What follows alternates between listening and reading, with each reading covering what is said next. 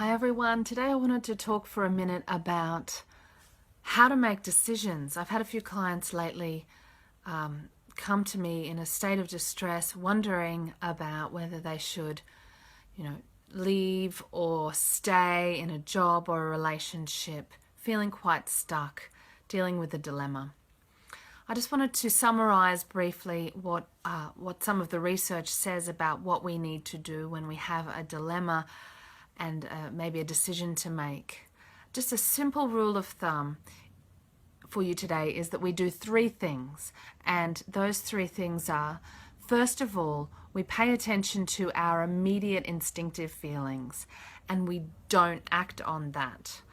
So when we initially feel fear or anger or jealousy or something quite intense like that, the research suggests that we breathe, we stop, we pause, we slow down, and we don't act from that place of intense emotion, because that's our instincts, that's our fight or flight energy, our survival energy coming forth to prepare us for immediate action, and making decisions from that place, as you all know from your own lives, doesn't usually work out very well.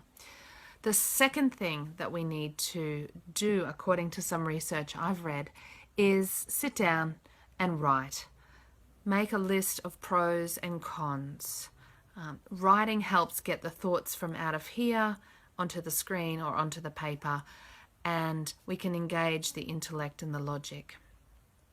So a list of pros and cons for your different options, decision possibilities is one way to do that. The third thing, after we've done our writing, our pros and cons list, or journaling, or whatever we decide to do, the third thing to do is then to slow down once again and listen to our deeper, more intuitive feelings.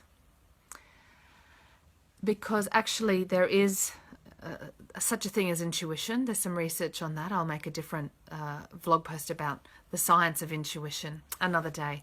But we can listen to our deeper intuitive feelings, and they're different from those immediate instinctive feelings, the fight or flight response that we needed to sit through in number one and wait out. In number three, we've waited out the fight-flight response. We've done our list of pros and cons, and now we need to draw deep on our value system, or on our courage, or on our intuition, or however you want to call it.